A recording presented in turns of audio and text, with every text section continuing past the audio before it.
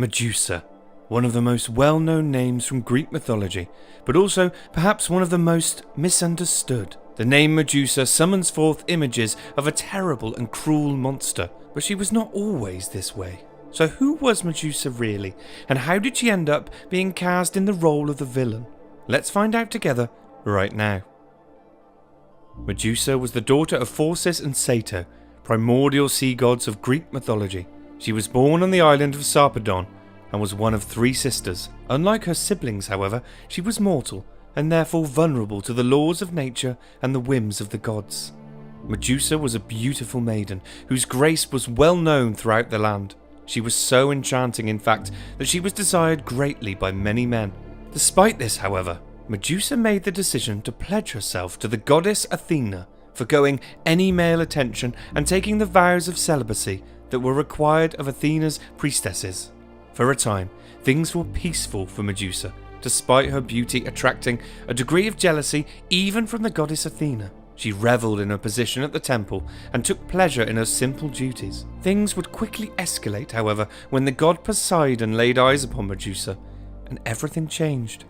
Whether it was as simple as the great beauty of the maiden Medusa being irresistible to Poseidon, or that she represented an opportunity for him to disrupt one of his great rivals in the pantheon, Athena. Perhaps even a mix of both. Whichever the case, Poseidon set about making Medusa his own.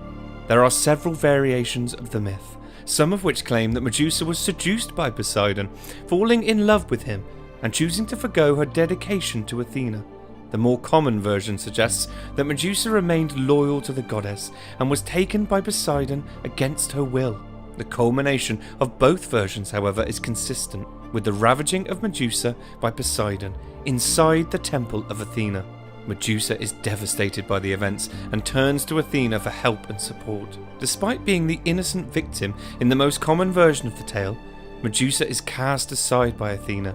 The goddess is furious with her priestess for no longer being a virgin, for allowing herself to be defiled inside her temple, and for now being pregnant with the offspring of her great rival Poseidon.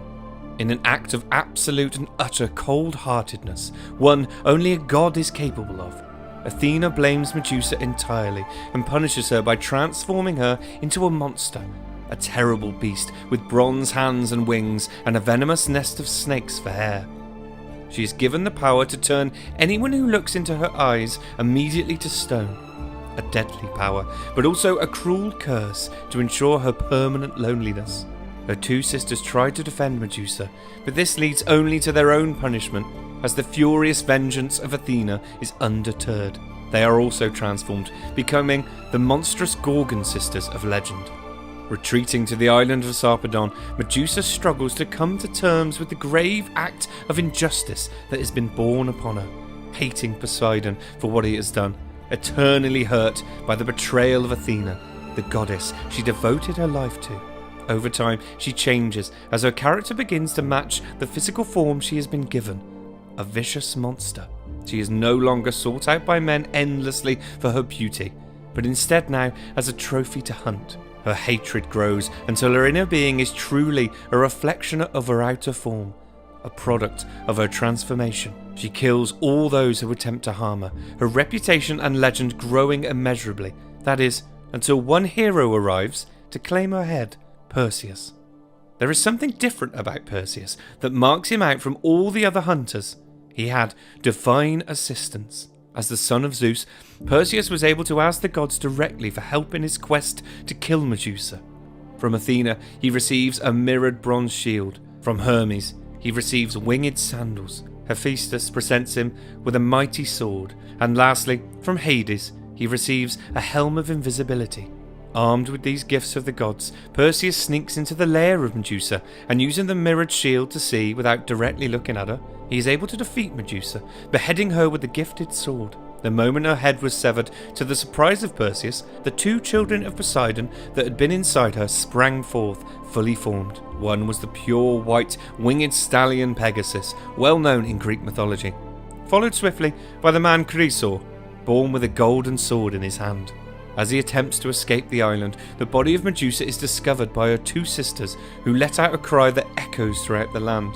They hunt desperately for Perseus, but he is able to slip away with the head of Medusa, which, even when severed from her body, retained its power of petrification, using the helm of invisibility from Hades. Perseus would go on to use the head of Medusa in many future trials, including to battle and defeat the Titan Atlas and the sea monster Cetus. Eventually, Perseus gifts the head of Medusa back to Athena, completing the vicious cycle of injustice. Athena fixes the head to her shield, which becomes known as the Aegis. In a strange twist, mounted on the shield of her betrayer, Medusa became a symbol of protection that would defend many in need. Her blood would even be used as both a medicine and a poison, with the power to both give and take life. One of the most well-known creatures from mythology, but as we've seen, also one of the most misunderstood. In the most common version of the story, Medusa's only crime was the blind loyalty she showed the gods, who revealed once more their own irreverence for the laws of right and wrong that they enforce so fervently upon their followers. It is a myth that has many potential interpretations, many of which remain relevant even in the modern world. What is clear, however, is that the legend of Medusa, beauty and innocence transformed to anger and hate, is one that has always captured the imagination of thinkers, artists and scholars alike, and will continue to do so for many years to come.